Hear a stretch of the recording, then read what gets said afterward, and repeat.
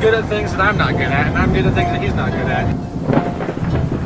I love to win. I love to compete. The best idea we could come up with was to start a distillery.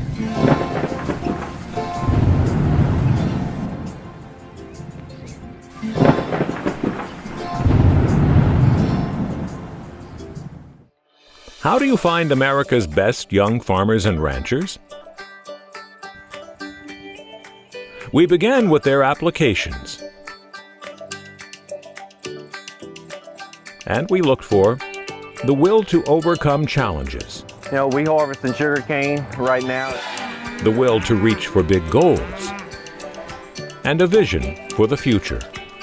In the end, we found 6 young farmers and ranchers who we believe best represent the spirit and the future of American agriculture.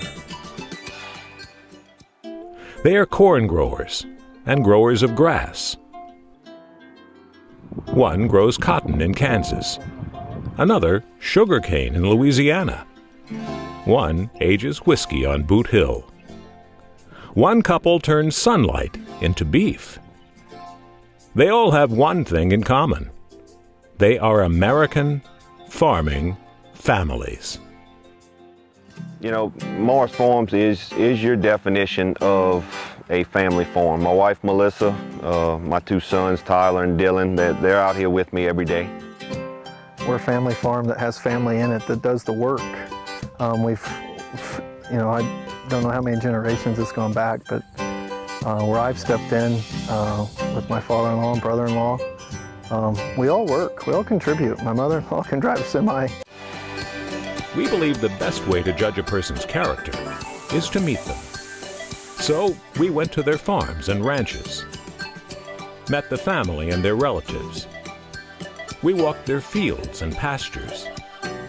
We wanted to see what they see. And now we do. We're pulling out of the Ogallala Aquifer. We've been doing that for years and years. My grandpa would have been the first one to tap into the Ogallala. We've seen a decline in the levels of the Ogallala over the past, well, many years. Here recently, it's really been dropping off. So farmers out here are having to find out new ways to be more efficient with our water. We're always looking into new technology to help with our water usage. About halfway through college, I decided that we needed to figure out a way to vertically integrate our farm. When we started looking into what we could do with the farm, a distillery seemed to be the best option. And the reason for that is because a lot of people were feeding cattle already. That's a big vertical integration operation. We thought that something new, something fresh, that people aren't doing quite as much was the way to go. So Boot Hill Distillery really is named because of we are on Boot Hill. The building sits atop the actual Boot Hill Cemetery where the outlaws were buried back in the wicked Wild West. We take product from our farm here and what we like to call soil to sip. This is a still. The distiller's beer that we just made in the fermenter is going to be pumped over into here. Inside of these barrels, it's going to age for a few years. So we have 4 different core products.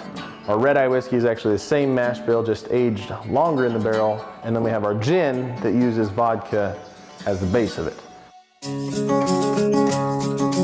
We ultimately want to harvest sunlight and market that in the most effective possible way. Right now for us, that's converting grass into protein with the use of cows. We're in a harsh environment here.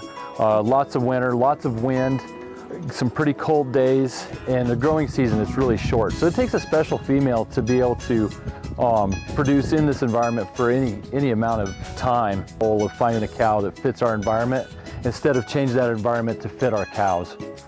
So how we reduced our cost of supplemental nutritional supplements is by changing our calving date. And what that's done is allowed us to reduce the supplemental feed needed to meet those cows' requirements during lactation. So if we can keep a heifer here and reduce those costs and not have a feedlot cost, plus also keep their rumens functioning in an environment that they're going to reside in all of their life, that's just a win-win for us and for the cow. This delicate little grass is Indian rice grass. It's a grass that will disappear first if your grazing intensity increases too much. Those And at the same time, we've enhanced our species diversity, our water infiltration, and our need for fertilizer on these hay meadows. Planting sugarcane is usually the hardest time of the year for us because of the labor that has to come in to be able to plant. You know, it's not like everything else where you plant a seed. You know, we plant a whole stalk in the ground, you know, lay it down in the ground. So it's just a lot different than most crops. We harvesting sugarcane right now. It's October 10th. Harvest will go through January 1st, January 5th. This is one of the harvesters, one of the chopper harvesters we call it. And it has blades at the bottom. It cuts the bottom of the stalk. It doesn't pick the root up off the ground. It goes through some rollers into some blades in the back, cuts it up into about 7-inch stalks. It's going to head on over to a tractor trailer, dump it in it, and that's when it hits the road, it heads to the mill. Once it starts in September, it'll grind probably from 15,000 to 18,000 tons a day, and it has to do that and able to keep running. These young farmers and ranchers see a great future. They are preparing their children for it. In Nebraska, all of our land was, we were pretty close to the sand hills of Nebraska, so really sandy land, so everything was irrigated. We thought that for the future of our farm, that we should move to a state where we weren't so reliant on irrigation. So even on a tougher year, you don't run it that much, and it's work. So we've had 4 kids, so we have 2 sets of twins. So we have the older boys, Brecken and Brantley. They're 3.5, and then we have Carson and Callie that are about 1.5 years now. Really had to figure out how we're going to have this work-life balance type thing, and with the farm involved, and that's not easy to do when you have 4 little ones. So, you know, down the road here, if you really do want to farm, pay attention to the land. Learn more about the land than just what kind of seed should I buy or what kind of equipment should I own. Really pay attention to soil health and how to improve the property that you do have and make it better for the next generation.